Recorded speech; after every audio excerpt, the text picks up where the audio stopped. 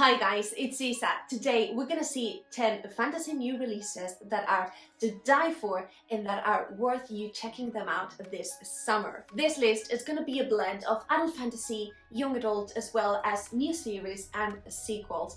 I'm gonna be ranking them based on how excited I am for this new release. Of course, I will link down below in the description when are the different release dates for each of them, but here we go. In the number 10, so I'm excited, but it's kind of like the lowest in this list, A Violet Made of Thorns, a new series that it's a young adult, steamy, angsty story that talks about a witch and a prince. This is a story that entails a prophecy, entails love, entails a dark forest, as well as some political maneuvers. So it really seems as something slightly dark, but with a touch of romance.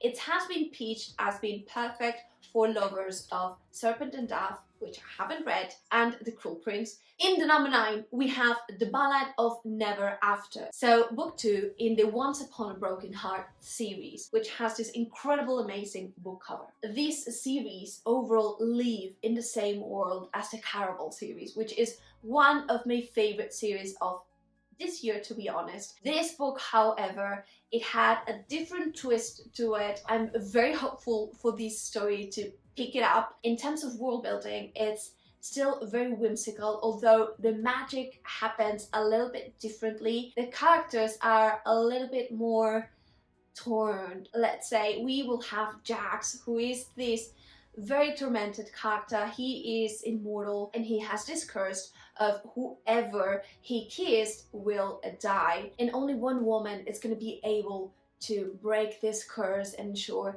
that Jax falls in love. And this girl might not necessarily be our main girl. So I really saw myself in this girl, Evangeline, because she made mistakes. She was human. She had these desires, and sometimes things didn't went as expected. Number 8, and some of you might be surprised about this, we have These Twisted Bonds, which is book 2 in the These Hollow Vows series. It's a young adult fantasy romance story that has fae, that has love triangles. It's a portal fantasy. This is a story that you have potentially read before, but at the same time it's written in a way that keeps you really hooked to the pages. The fae world, it's divided, let's say, into the good fae and the bad fae. In the number 7, and I'm weirdly obsessed and excited about this, we have Long Live the Pumpkin Queen, and a reimagination of what happened after Sally and Jack lived happily ever after, written by the same author as Winterwood and Wicked Deep, which are stories that are very atmospheric, a little bit twisted and a little bit dark, and I am loving it. These are exactly the vibes that I need in summer.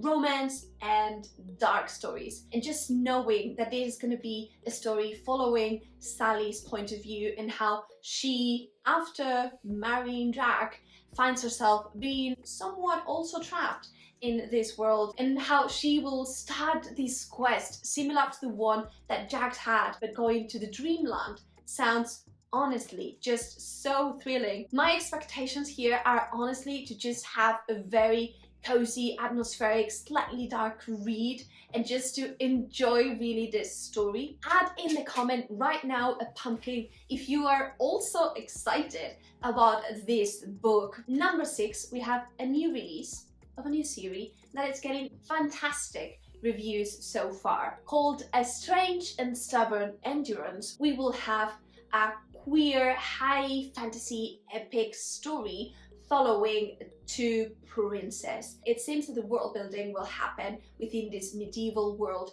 but it will be heavy on political intrigues as well as the angst, the slow burn. From what I've read so far, it seems that it's going to be a very good blend between a character and plot-driven story, because it seems that a lot happens, but it's surprisingly emotional. Number 5, we have The Dragon's Promise, which is book 2 of 6 Crimson Cranes. Set in this Asian-inspired world, we will have this girl that has magic. She needs to conceal it because, you know, she's not supposed to have magic.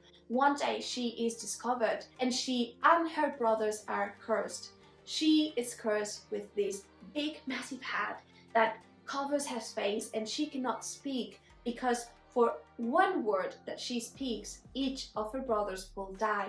And their brothers are now cranes. All of them start this quest how to reverse this curse and to save the empire. It was somewhat slow, somewhat cute, really YA, and it had this very interesting character, a dragon, that it's supposed to be one of the main characters in book 2. So the best of this book, which for me was the dynamics between our main girl and this dragon, is supposed to be the main thing in book 2, so I cannot wait. In the 4th position, we have the Book of Gothel. Let me tell you, if we were having this conversation like 1 year ago, I would never ever thought this would be in my list of my most exciting releases for the summer. And it has one thing that really has had me in the past year, which is having a retelling and telling the point of view of the evil person. This is a retelling of Rapunzel, but told under the point of view of the evil man. In the reviews, it seems that it's like Wicked,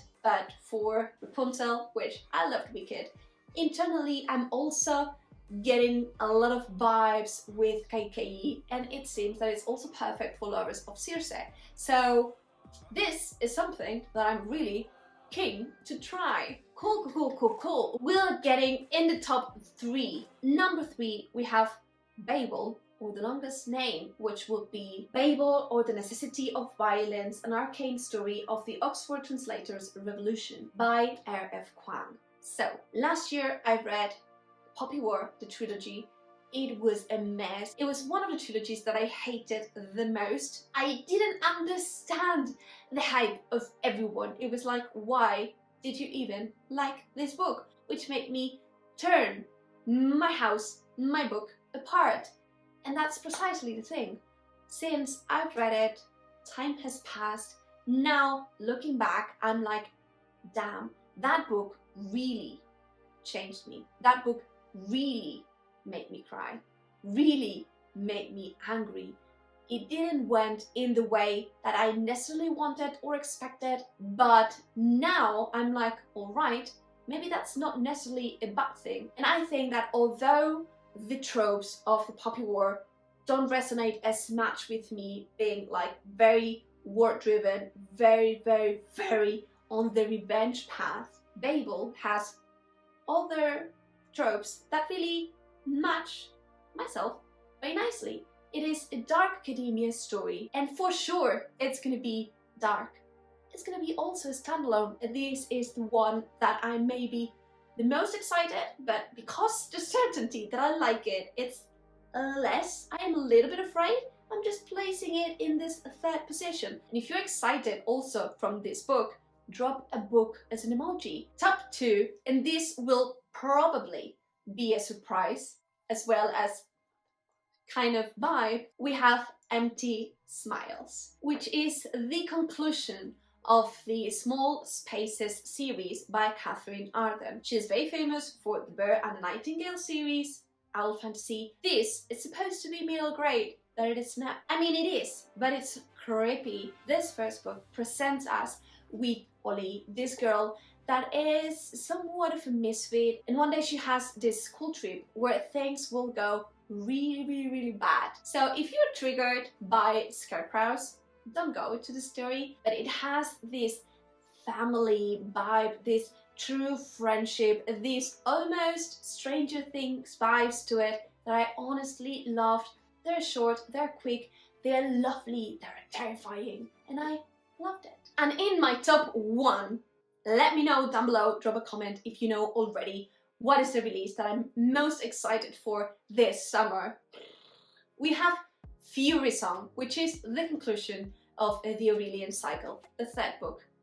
Series completed. So now you can pick up this series if you haven't already. Book 1, Fireborn, was amazing. Book 2, Flamefall, Chef's Kiss. It's political, but it's really deep. It has this amazing pace. A lot of stuff happens, but it's really profound. You get to know the characters. It's this revolutionary story with dragons. We will follow two main characters. They have a really different background, and so things are complex between them, but they are best friends. They grow up together, and now the story picks up. It starts with them starting a set of tournaments to get control of the dragons, of the fleet. The story really has a look at what happens after a revolution, and I thought that is such an interesting theme to follow that up, and how, you know, it's not happily ever after. Shit gets complex. So drop a dragon if you are also excited about Furysong. Let me know in the comments what is the release that you are most excited for. If there are none of these, let me know yours, because I can also be excited for yours. If you want to see more book recommendations and reviews, click that subscription button, also that bell, so that you can be updated. And I really hope to see you soon in all the videos. I publish bookish content every Tuesday and Friday for you to enjoy. Happy reading!